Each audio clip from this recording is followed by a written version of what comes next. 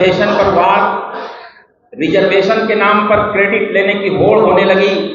मैं आपको बताना चाहता हूं कि आपका रिजर्वेशन 100% खत्म कर दिया गया, लेकिन आप इस डिबेट को कहीं नहीं सुने होंगे कि आपके रिजर्वेशन को नष्ट कर दिया गया।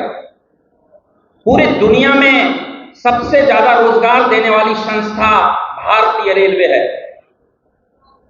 14 के पहले भारतीय रेलवे में करीब 30,000 भर्ती होता था बुकिंग क्लर्क का, और उसमें 90% बच्चे बिहार के जाते थे। गरीब, पिछड़े, शोषित, दलित, कमजोर, किसान के बच्चे जाते थे। यहाँ कोई रोजी रोजगार का साधन नहीं है, कोई माइनिंग्स नहीं है।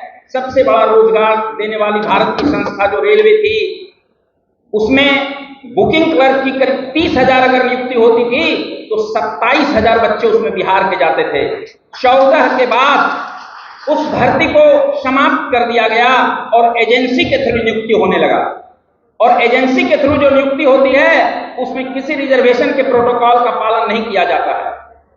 लाखों में 14 के पहले का आप देखिए निकाल के कि railway group D, trackman, gangman, lineman में लाखों की संख्या में नियुक्तियां होती थी। अभी उस नियुक्ति को करीब करीब समाप्त कर दिया गया।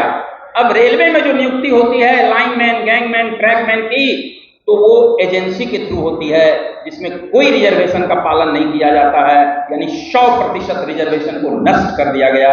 लेकिन इस देश में इस बात पर कभी कोई डिबेट नहीं होता है। अभी परिस्थिति ऐसी है कि 90 के पहले इस समाज में एक ऐसा समाज था जिसके जुबान में आवाज था, और एक ऐसा समाज था जिसके जुबान में आवाज नहीं था। 90 में जब लालू यादव जी मुख्यमंत्री बने तो उन्होंने जिनके जुबान में आवाज नहीं थी उन्हें भी आवाज दिया। लेकिन 2005 में जब ये सरकार बनी तो जिसको नया आवाज मिला था, नया जुबान मिला था, और जिनको पहले से आवाज था, दोनों को जूते से रगड़ दिया गया, मशल दिया गया। जब भारत को अंग्रेजों ने गुलाम बनाया तो उन्होंने कहा कि भारतीयों को लंबे समय तक तुम गुलाम बना के तभी रख सकते हो जब इसके हौसले को तोड़ दो, इसको मसल दो, इसको रगड़ दो, उसके स्वाभिमान को तोड़ दो, इसको नीचा दिखाओ। तो अभी वर्तमान सरकार के पदाधिकारी उस अंग्रेजों से भी ज्यादा अत्याचार करते हैं। आप चले जाइए किसी कार्यालय में, आप किसी जिले के डीएम को फोन लगाइए, एसपी को फोन लगाइए, आपको गुलाम इंडियन समझता है। और एक खास समाज के लोग उसको उछल के वोट कर रहे हैं। तो हम खास करके अपने समाज के लोगों से अनुरोध करते हैं कि 20 साल में जो आप पर अत्याचार हुआ और आप बोल भी नहीं पाए, आपके ऊपर क्या जुल्म हुआ, और आपकी मजबूरी हो गई है कि आपके ऊपर अत्याचार भी हो रहा है और आप उछल के वोट कर रहे हैं। आपके ऊपर अत्याचार भी हो रहा है और आप बोल भी नहीं पा रहे हैं कि मेरे ऊपर अत्याचार हो रहा है। तो इसका जवाब हम लोग इस 2025 में देंगे।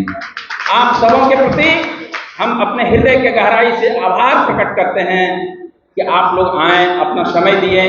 हम इसके लिए आपके सदैव आभारी रहेंगे।